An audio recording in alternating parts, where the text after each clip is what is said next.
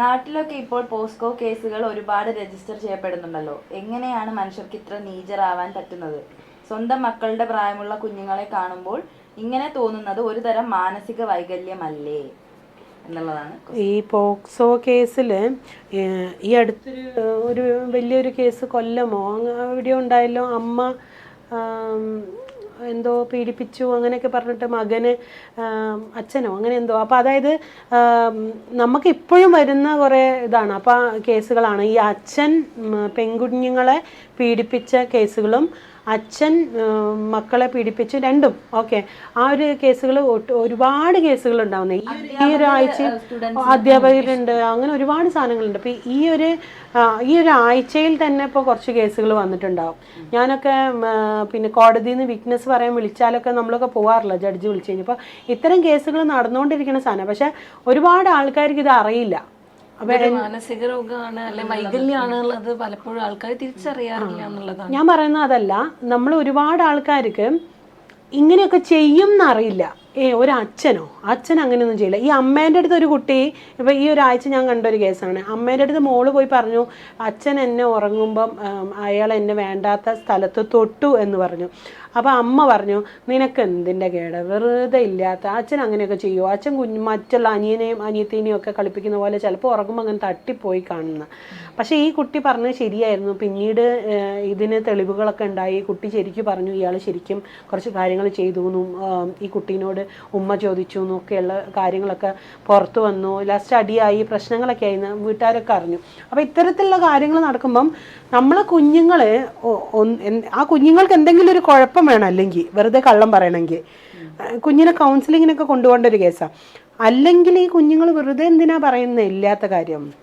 അപ്പൊ അതെ, അപ്പം കുട്ടികൾ ചിലപ്പം കള്ളം പറയട്ടെ, അവർ ചിലപ്പോൾ ഉണ്ടാക്കി പറയുന്നൊക്കെ ഉണ്ട്. അവർ ചിലപ്പോൾ സ്റ്റോറി പറയില്ലേ, നമ്മൾ പോകുന്ന വഴിക്ക് ബീച്ചിൽ പോയി എന്നൊക്കെ. ചിലപ്പം എൻ്റെ ഒരു കേസിൽ മദർ ഇൻ ലോനെ ഹോസ്പിറ്റലിൽ ആക്കിയിട്ട് വീട്ടിൽ കൊണ്ടാക്കി വരുന്ന വഴിക്ക് ഹസ്ബൻഡും വൈഫും കൂടെ മരുന്ന് മേടിക്കാൻ പോയി തിരിച്ചു വന്നപ്പം ഈ അമ്മയോട്, ഗ്രാൻഡ് മദറിനോട് ഈ ചെറിയ 4 വയസ്സുള്ള കുഞ്ഞ് പറയാം, ഞങ്ങൾ വരുമ്പോൾ ബീച്ചിൽ കയറിയെന്ന്.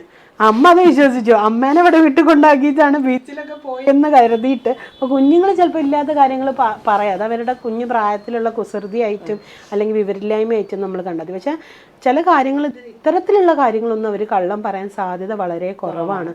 അപ്പോൾ എൻ്റെ ഒരു കേസിൽ ഗ്രാൻഡ് ഫാദർ, അയാൾക്ക് 70ൻ്റെ മുകളിൽ പ്രായമൊക്കെ ഉണ്ട്. അയാളുടെ മോൻ്റെ കുട്ടീനെ അയാൾ മൊളസ്റ്റ് ചെയ്തു. അയാൾ മോൻ്റെ കുട്ടീനെ തൊടാൻ പാടില്ലാത്തടത്തൊക്കെ തൊട്ടു. ഓക്കെ, അപ്പം ഞാൻ തെറാപ്പി സെഷനിൽ ഇരുത്തി ചോദിച്ചു, മോളെ എവിടെയാണ് ഗ്രാൻഡ് പപ്പ തൊട്ടത് എന്നൊക്കെ പറഞ്ഞപ്പോൾ ഗ്രാൻഡ് പപ്പ കൈ ഇങ്ങനെ വെക്കും, എന്നിട്ട് ബട്ടർഫ്ലൈ എന്ന് പറഞ്ഞ് ഇങ്ങനെ വരും, എന്നിട്ട് വന്ന് പോയി എൻ്റെ ഇവിടെ തൊട്ടു. അപ്പം ഞാൻ വെച്ചാൽ ഇവിടെ എന്ന് പറഞ്ഞാൽ എന്താ? കുട്ടി ശരിക്കും പറഞ്ഞു എവിടെയാണെന്ന്. കുട്ടിക്ക് അറിയാം, അങ്ങനെ പറയാനാണല്ലോ. കുട്ടി ഇവിടെയാണ്, ഇവിടെ എന്നിട്ട് കൈയിട്ടു എന്നൊക്കെ കറക്റ്റ്. ഈ കുട്ടികൾക്ക് ഇങ്ങനെയൊക്കെ കള്ളം പറയാൻ പറ്റുക? അപ്പം ഞാൻ അത് വരച്ച് ചോദിച്ചു, മോളുടെ ബോഡി പാർട്ടിൽ ഇവിടെ തൊട്ട് കാണിക്കും, ഇതിൽ ഏത് ബോഡി പാർട്ടിലാണ് തൊടാറ്, ഇടയ്ക്കിടയ്ക്ക് കിസ് ചെയ്യാറ് എന്നൊക്കെ ചോദിച്ചപ്പോൾ കറക്റ്റ് മനസ്സിലായി. ഞാൻ പാരൻസിനെ 2 പേർക്ക് വിളിച്ചു. ആ കുട്ടീൻ്റെ അച്ഛന്, സ്വന്തം അച്ഛനാണല്ലോ ഇത് ചെയ്തത്, അതായത് ഈ കുട്ടിയുടെ ഗ്രാൻഡ് ഫാദറാണ് ഇത് ചെയ്തത്. അപ്പം നിങ്ങളുടെ അച്ഛൻ ഇങ്ങനെയൊക്കെ ചെയ്തിട്ടുണ്ടെന്ന് അയാളെ ഞാൻ പറഞ്ഞു മനസ്സിലാക്കാൻ ഒരുപാട് ഞാൻ സമയമെടുത്തു. ഈ കുഞ്ഞില്ലാത്ത പറയായിരിക്കും, അല്ലെങ്കിൽ എൻ്റെ അച്ഛൻ അങ്ങനെയൊന്നും ചെയ്യില്ല. അയാളുടെ മനസ്സിലെ അച്ഛൻ എന്നുള്ളൊരു ചിത്രം അവിടെ തകർന്നു വീഴുകയാണ് ആ ഒരു സമയത്ത്. അപ്പം നമ്മൾ ഇത്തരം കാര്യങ്ങളിൽ കുഞ്ഞുങ്ങളെ, നമ്മൾ ആൺകുട്ടികളെ അമ്മമാരും പെൺകുട്ടികളെ അച്ഛന്മാരും കുറച്ച് പ്രായമായി കഴിഞ്ഞാൽ തന്നെ, ഒരു 5-6 വയസ്സ് കഴിഞ്ഞാൽ തന്നെ നിങ്ങൾ അടുത്ത് കെടുത്താൻ പാടില്ല. അത് പാടില്ലാത്ത കാര്യം. എന്തിനായിരിക്കും പാടില്ല എന്ന് പറഞ്ഞെങ്കിൽ, എന്തിനാ പറ്റില്ല എന്ന് പറയുന്നത് വെച്ചാൽ, അത് നമ്മളറിയാതെ, നമ്മുടെ തലയിൽ എപ്പോഴാണ് ചെകുത്താൻ കയറാന്ന് നമുക്കറിയില്ല, നമ്മൾ അറിയാതെ സംഭവിച്ചു പോകാം. ഇപ്പം ഒരു കേസിൽ അച്ഛൻ അറിയാതെ മോളുടെ ഈ കാലിൻ്റെ ഭാഗത്ത് തൊട്ടുപോയി. ഓക്കെ, അയാളോട് ഞാൻ കാര്യം ചോദിച്ചപ്പോൾ അയാളൊരു നിരപരാധിയാണ്. അയാൾ അമ്മയാണെന്ന് കരുതി പെട്ടെന്ന് ഉറക്കത്ത്. അപ്പോൾ ഇത്തരം തെറ്റുകളും സംഭവിച്ചു പോകാം. നമ്മൾ ഉറക്കത്ത് നമുക്ക് ബോധമില്ലാത്തൊരവസ്ഥയല്ലേ, അത്തരം തെറ്റുകളും സംഭവിച്ചു പോകാം. അപ്പോൾ നമ്മളത് മാറ്റിക്കെടുത്തേണ്ടവിടെ തന്നെ മാറ്റിക്കെടുത്തണം. പിന്നെ പുറത്തൊക്കെ എന്ന് പറഞ്ഞാൽ 2-2.5 വയസ്സാകുമ്പോഴത്തേനൊക്കെ തന്നെ കുഞ്ഞുങ്ങളെ മാറ്റിക്കിടത്തണം. അല്ലെങ്കിൽ ഹസ്ബൻഡും വൈഫും തമ്മിലുള്ള സെക്ഷൽ ലൈഫിന് ഹാമ്പറിങ് ആവും. അത് ഹസ്ബൻഡും വൈഫും നമ്മൾ ഈ കുട്ടീനെ കിടത്തിയും കൊണ്ട് എന്തായാലും സെക്സ് ചെയ്യാനായിട്ട് പറ്റില്ല. കുട്ടി അങ്ങനത്തെ എന്തെങ്കിലും സെക്ഷൽ സാധനം കണ്ടാൽ അതിന് നമ്മൾ പ്രൈമൽ സീൻ എക്സ്പോഷർ എന്നാണ് പറയുക. കുഞ്ഞ് സ്വന്തം മാതാപിതാക്കളുടെ സെക്ഷൽ സീന് കണ്ടു കഴിഞ്ഞിട്ടുണ്ടെങ്കിൽ അവരുടെ ചൈൽഡ്ഹുഡിൽ ഒരുപാട് പ്രശ്നങ്ങളും ഡിസോർഡറുകളും ഉണ്ടാവാനുള്ള സാധ്യത ഉണ്ട്. അവർ പേടിച്ചു പോകും. അവർക്ക് സെക്സ് എന്താണെന്ന് അറിയില്ല. അവർ പേടിച്ചു പോയിട്ട് എൻ്റെ ഉമ്മേനെ ഉപ്പ എന്തോ ചെയ്യുന്നു, അല്ലെങ്കിൽ ഉപ്പേനെ ഉമ്മ എന്തോ ചെയ്യുന്നു, കൊല്ലാൻ പോകുന്നു, അല്ലെങ്കിൽ എന്താ ചെയ്യുന്നതെന്നുള്ളത് അറിയില്ല. ഈ ശബ്ദങ്ങളൊക്കെ കേൾക്കുമ്പോൾ അല്ലെങ്കിൽ എന്തെങ്കിലുമൊക്കെ കേൾക്കുമ്പോൾ കുട്ടി ഭയന്നേക്കാം. പിന്നെ കുട്ടികൾ ഇത്തരം കാര്യങ്ങൾ കണ്ടു കഴിഞ്ഞാൽ കണ്ണ് തുറന്ന് കണ്ടു കഴിഞ്ഞാൽ കണ്ണടച്ച് ഉറങ്ങിയ പോലെ കിടക്കും. അതെന്താണെന്ന് നമ്മൾ അറിയില്ല. അതിനൊക്കെ പഠനങ്ങൾ നടന്നുകൊണ്ടിരിക്കുന്നുണ്ട്.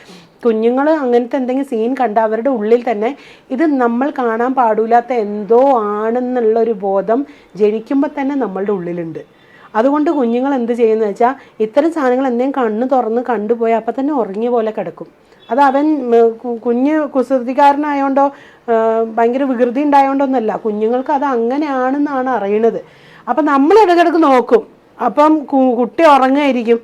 അപ്പോൾ കുട്ടികൾ ഇത് കാണുന്നുണ്ടെന്നുള്ളത് അമ്മയും അറിയില്ല, അച്ഛനും അറിയില്ല. അപ്പോൾ ഒരുപാട് കേസുകൾ നമ്മുടെ വേറൊരു മാഡത്തിൻ്റെ ഈ അടുത്തൊരു കേസ് കോൺഫറൻസിൽ നമ്മൾ ചർച്ച ചെയ്യും. ഇങ്ങനെ പേഷ്യൻസിൻ്റെ കേസൊക്കെ നമ്മൾ 10-20 സൈക്കോളജിസ്റ്റുമാരും കൂടിയൊക്കെ ഇരുന്ന് ചില ടഫ് കേസാണെങ്കിൽ അതിൽ 10-22 വർഷമായിട്ട് അച്ഛനും അമ്മയും സെക്സ് ചെയ്യുന്നത് കുട്ടി കണ്ടുകൊണ്ടിരിക്കുക, ചെറുതു മുതൽ 22 വയസ്സ് വരെ.